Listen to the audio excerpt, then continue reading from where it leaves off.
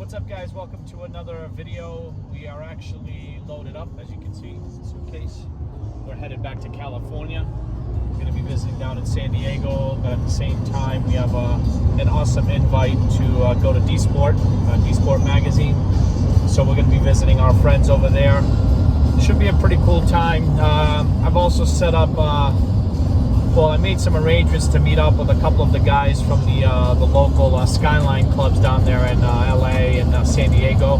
So I'm hoping that I'll get to meet up with some of those guys too, maybe show off some of their cars. But hope you guys enjoyed this video. Hope you guys like this video.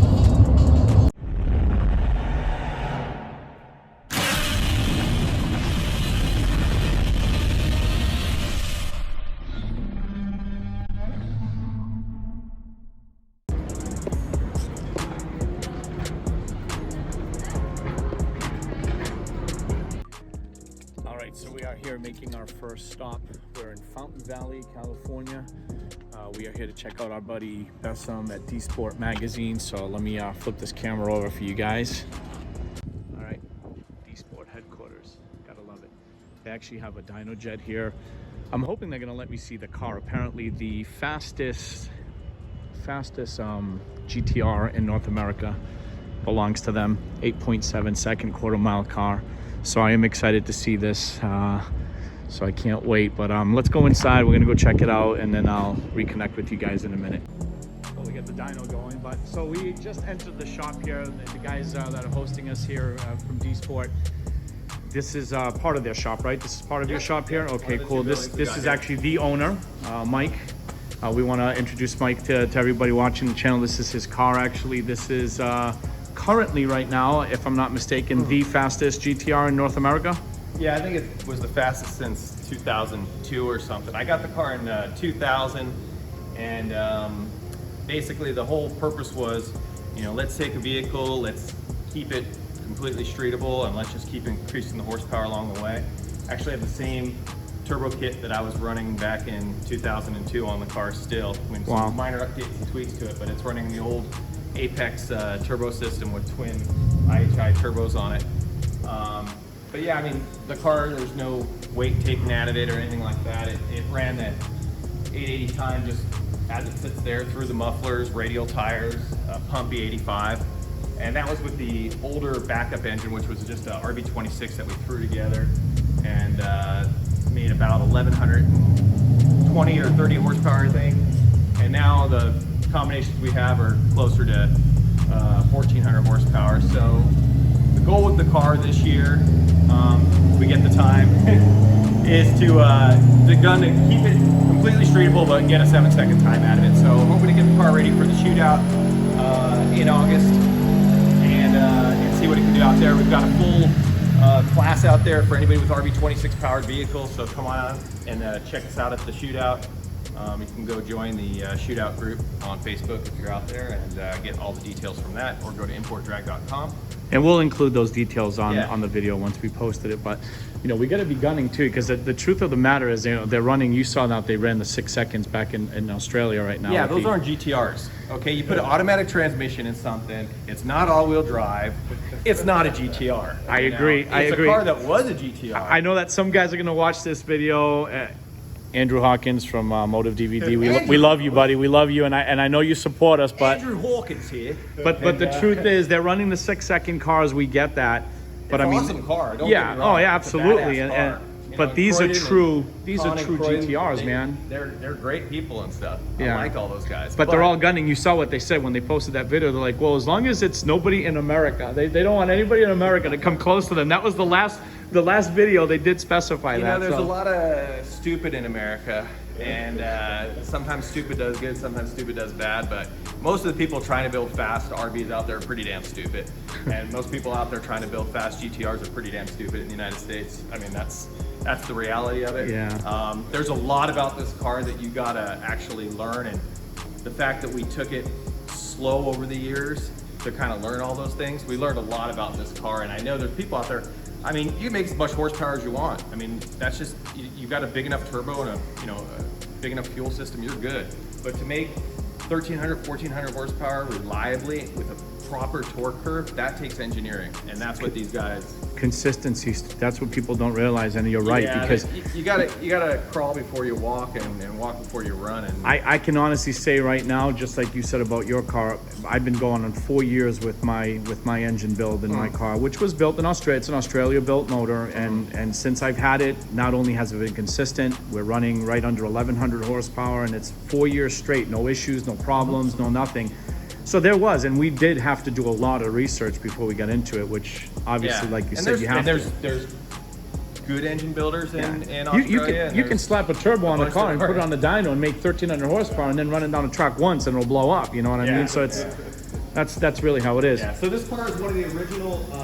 This is one of the original cars imported by MotorX. Actually, this was the first GTR federalized and made legal for California and the United States. Okay. I want to check it out. One cool thing about it.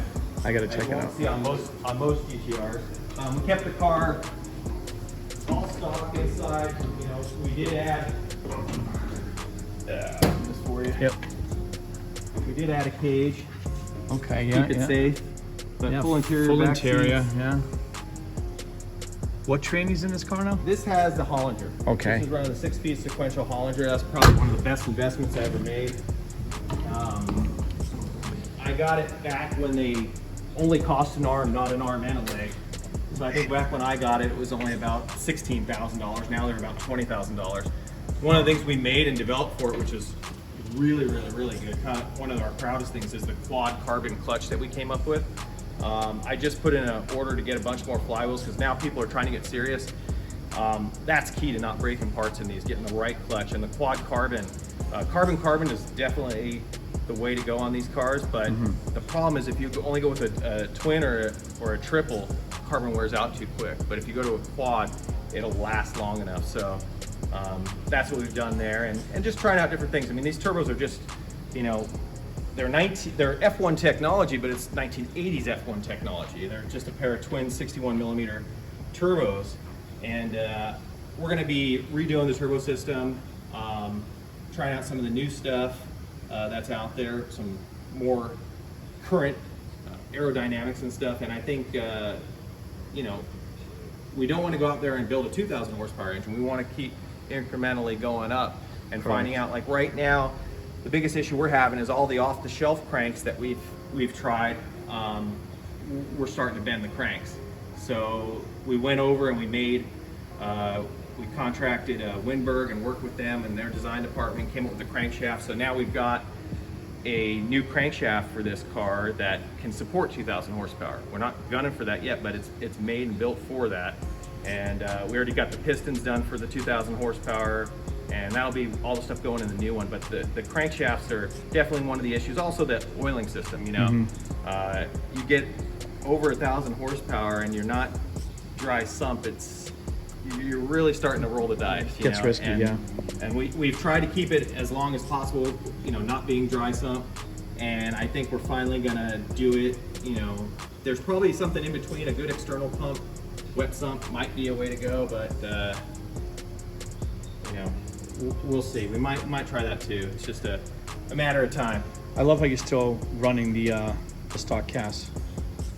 Oh yeah, stock cam angle sensor on it. It does have a ATI balancer. Yep, we did do the. This has a 12 tooth trigger on it. We're gonna do a 24 tooth on it soon. Yeah. It's just crazy. People think just because you're making over 1,000, you can't run it. Of course you can. You can still. They're. Yeah. In fact, you know, depending on the ECU, you know, some ECUs can deal with this cast signal very easily, and some can't. You know, the Power FC is one of the oldest ECUs you can put on this car, upgraded, and it's probably the best for interpreting the cam and cast signal from there.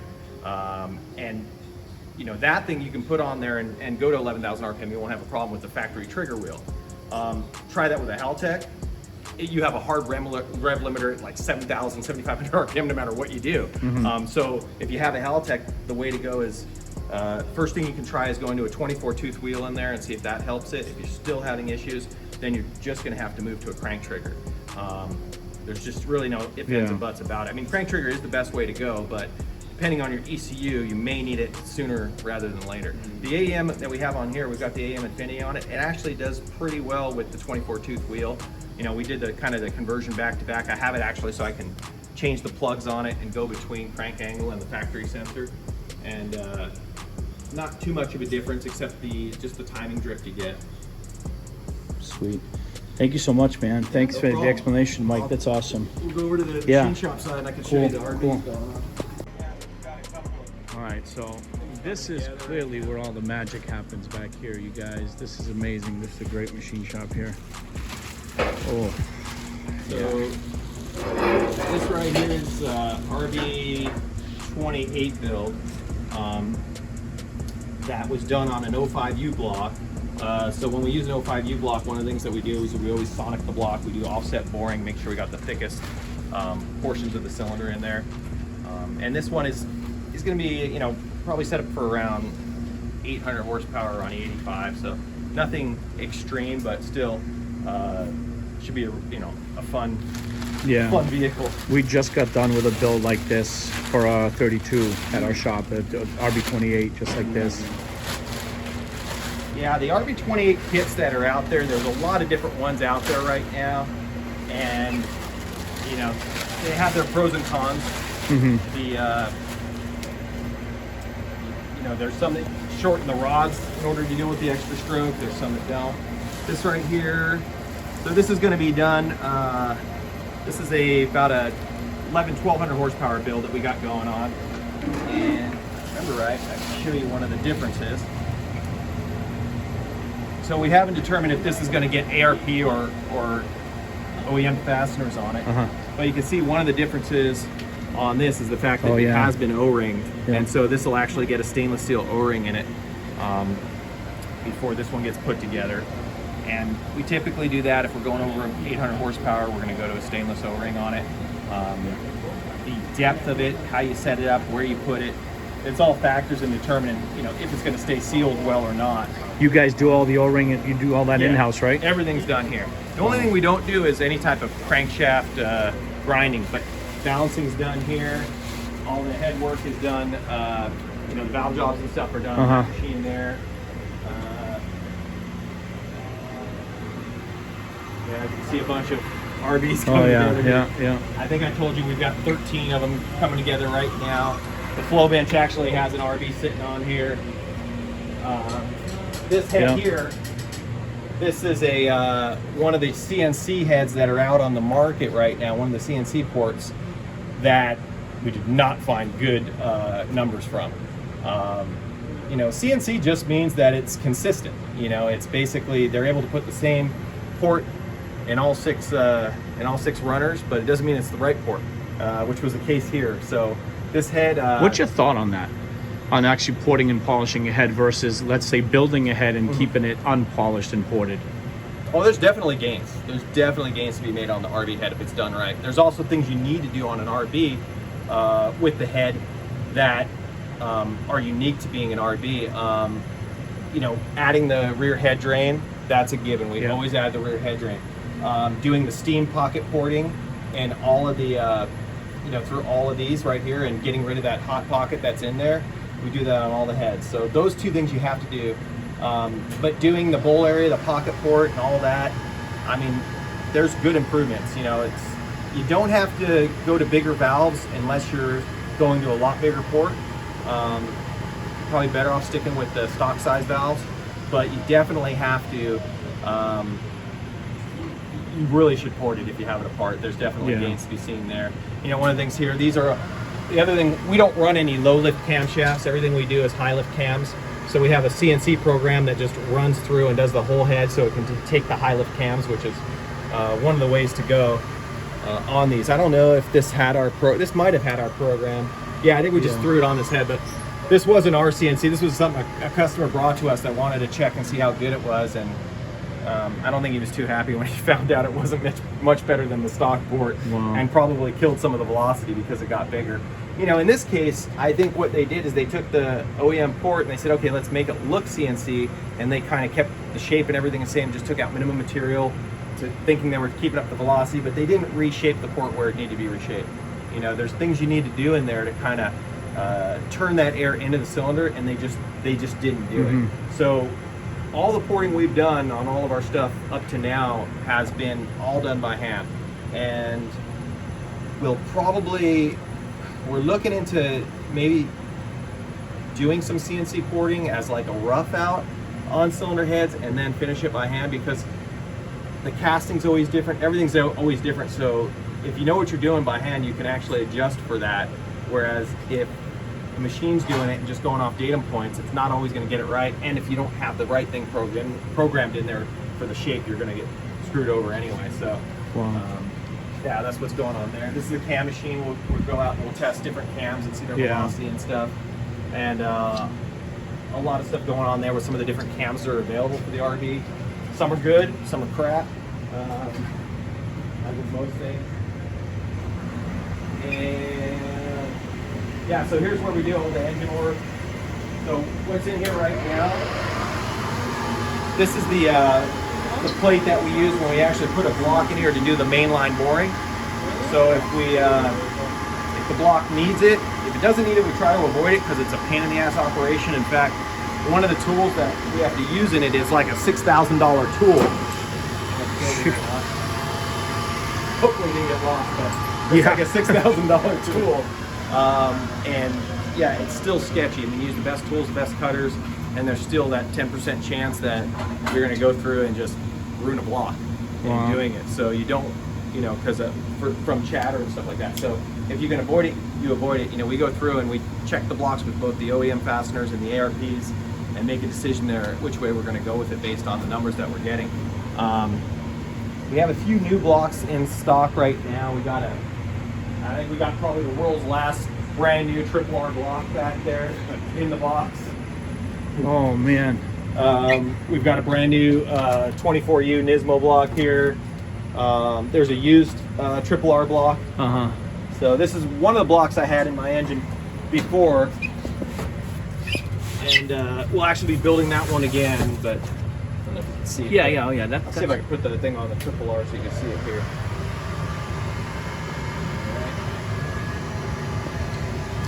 Somewhere over there. There you go, triple R. So basically the triple R block, what it was Nissan wanted to do, or Nismo wanted to do, a special run of blocks that added some cylinder wall thickness.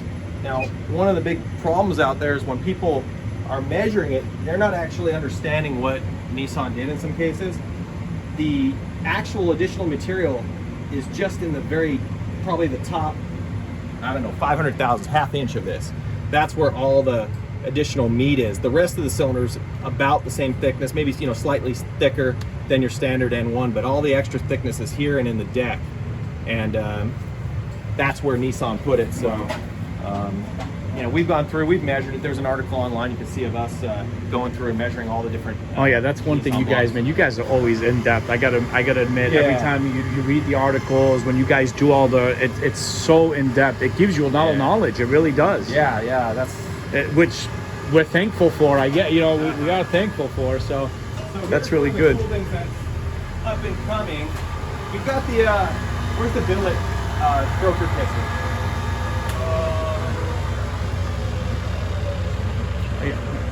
So one thing we got right now is a billet broker piston for the 2.9 liter kit that we have. Oh. So can you grab that crank for us? Wimmer? Yeah. So this piston right here basically has all the bells and whistles built into it. This one we did on a billet, but there's a new forging from Molly we're going to be using for this, so we'll be able to reduce the cost a lot. You know, this is a $300 per piston. You know, so not everybody wants an $1,800 piston set. But having it in a forging, you know, we can get down to, you know, probably cut 30% out of the cost of everything. But it's got, you know, your horizontal gas porting. It's got hard anodized coating in here, so you don't get any micro welding. The ring package, everything is spaced. We do not interrupt the oil control ring. Big no-no to do that. If you ever buy a stroker kit and you see that that's interrupted, see if you can get your money back. 22 millimeter pin, so we go with a bigger pin. Material in the pin is a lot different too. I don't know if the pins are in this box or not, but don't think it is. But anyways, here's the crank. And actually you can look at it next to a... Oh man, he hasn't even laid it down. I can already see it's crazy. You want to bring the hyper polish one too? Yeah. I'm gonna give you a workout today. All right.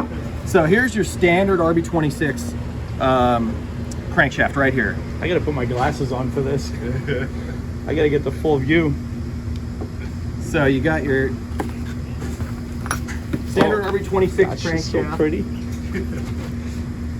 And you'll notice on the RB26 crankshaft from the factory, if you look at the rod pin for number, let's see, that's number 2, you're missing part of the, there's no counterweight to it. So this is actually what they call a semi-counterweight.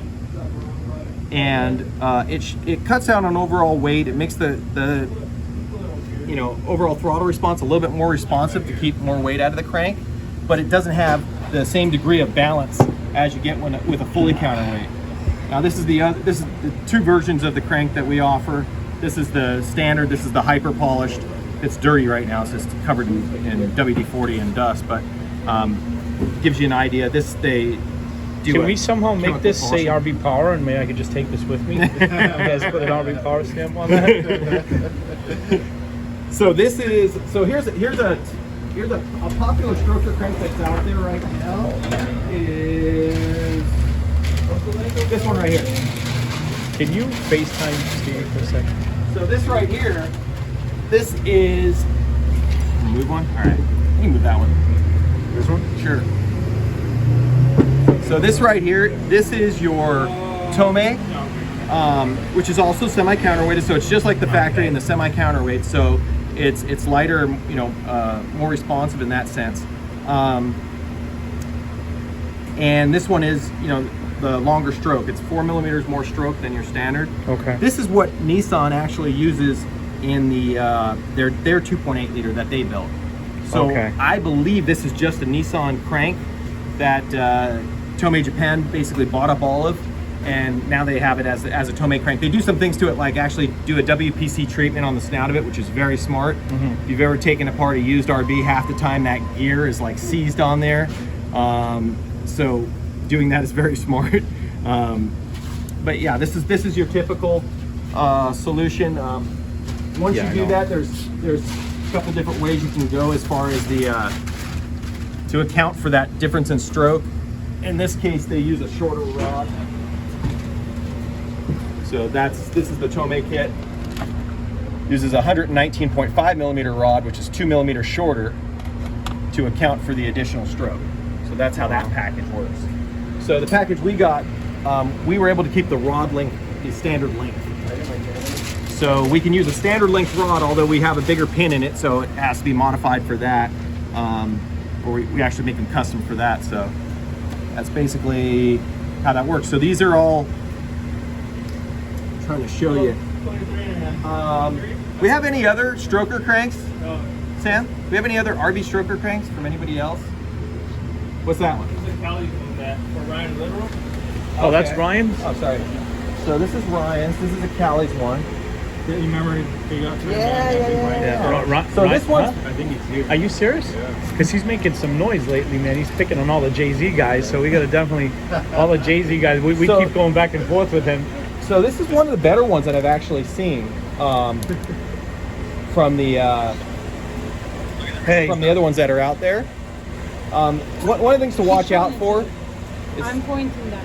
Oh, hold on. I'm sorry. We've been interrupted. We have a live from our shop here. That's the 2.8 we're working on, by the way, because we're just trying to. Hey, listen. Do you know whose crank this is? That Ryan Little? Yeah, that's Ryan's crank. Yeah, I think. Take a video of that, send it to me, and I'll tell him we're there. No, he's here.